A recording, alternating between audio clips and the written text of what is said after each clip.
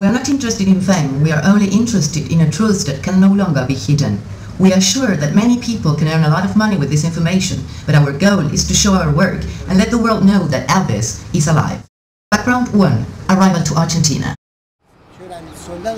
My name is Jorge Daniel Garcia. I was a soldier class 58 in the military service at Palomar Local Military Airport in 1977.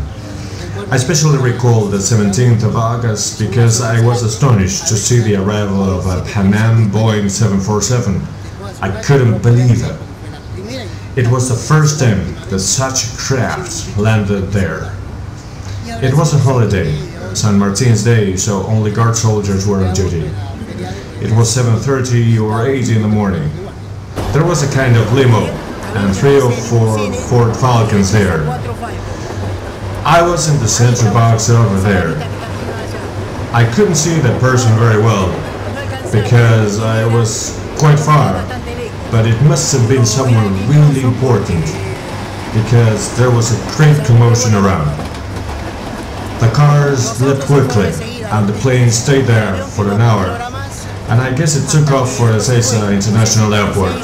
Pan Am flight from Memphis landed at Ezeiza the morning of August 17, 1977 with 1 hour delay. It was a direct flight and there was a ticket issued to John Burroughs, but no passenger with that name arrived on that day. Background 2. Appearance in Buenos Aires province. I was part of the stage crew for Elvis' double. The band was called Telmo and His Rockers. We used to play in the west area of the province at carnivals. At that time I was very young, so I was going with my brother-in-law. This man was usually introduced as the Argentinian Elvis. It was 1986. He was a fat guy with a sort of funny way. I think his name was Padilla or Pachilla, but I'm sure you're asking me about this for the Matreros story, right? That night he had to sing in the Matreros Club after 3 popular singers, Terces, Sergio Dennis and La Torre. Everything was going fine. We finished our show and we were taking our step down from the stage. Suddenly we saw some paramilitary guys approaching him. They talked for a while and then Telmo followed them outside. He had his weird face. We were shit scared. We went out and saw that they were getting on a black car with dark glasses. That was all. After 3 days he appeared, but his looks were totally different. Nobody saw him again. He said he was not able to rehearse anymore because of a threat. Of course he was making it up. 2 or 3 years later, I ran into his guitarist. I think it was Telmo's cousin, and he told me that the family had never heard of him again. They had called him once and he said he was okay and asked them not to worry. He mentioned that the whole thing had to do with Elvis because he was alive. Obviously, his cousins thought he was out of his mind, but Telmo went on and finally told him that the night in the Matreros Club, the person inside the black car that was looking for him was Elvis himself. I don't buy it. Everything happened exactly as I'm telling you. Guillermo Pachilla disappeared on February 23rd. So far nobody has claimed his whereabouts or requested a habeas corpus. Background 3. The letter. In July 2001, I received a call at home from my cousin Chuck. He is Argentinian, but he moved to the United States when he was a kid. He works for the police in Chapel County. That's the city where Elvis was from. He told me that he worked with a captain who was the only cousin Elvis had. His name was Harold Ray, and he had been killed in a procedure with some suspects some time ago. After his death, the man received a letter from Argentina, and my cousin opened it. The letter was signed by a cousin of his called Aaron Levis. It was a shock for both of us because we are rock and roll fans. And of course, we soon realized that Aaron is his middle name and Levis is the anagram for Elvis. So when he received the letter, he sent me a fax. And well, actually, it's this letter that I have in my hands. He finished his day and gave the letter to the family and the lawyer to be included in his boss's record. He spoke with the family about the Argentinian cousin, but I don't know, but they denied it. They did not want to be involved in anything. They didn't want to be involved in that. They said they had no cousins in Argentina, something like that.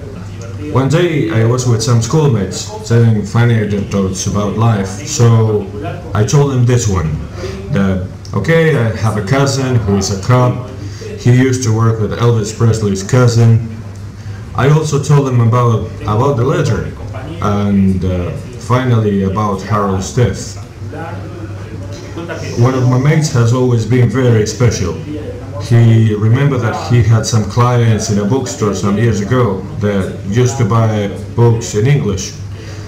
One of them was such a Mr. Levis or something, and for him, he was Aaron Levis. I managed to get to the bookstore, or at least to get the bookstore address, but my mate couldn't join me because he had some kind of money problems there, something like that. Background 4, the location. The man is talking with the two clerks in the bookstore. He is asking about a client called Aaron Levis. He tells them that he needs to send this guy an invitation. The girls don't want to give him details. They only tell him that this person has not been to the shop lately and they think he must be ill or even dead. They say that he used to live somewhere in Parque del Loire neighborhood.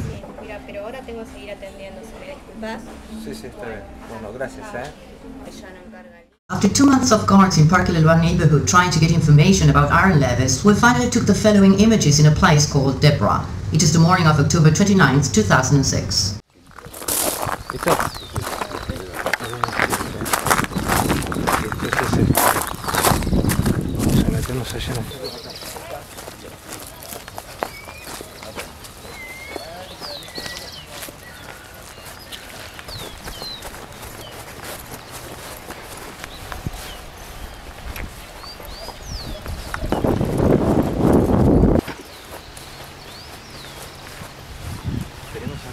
Acá, está la cancha de Elvis. Eso por ahí. Ahí está. Y ahí está. No te puedo creer. Our reporters cannot believe what they see. They are very excited.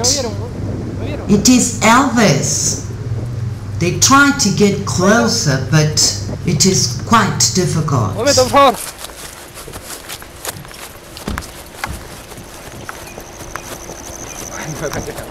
Un momento.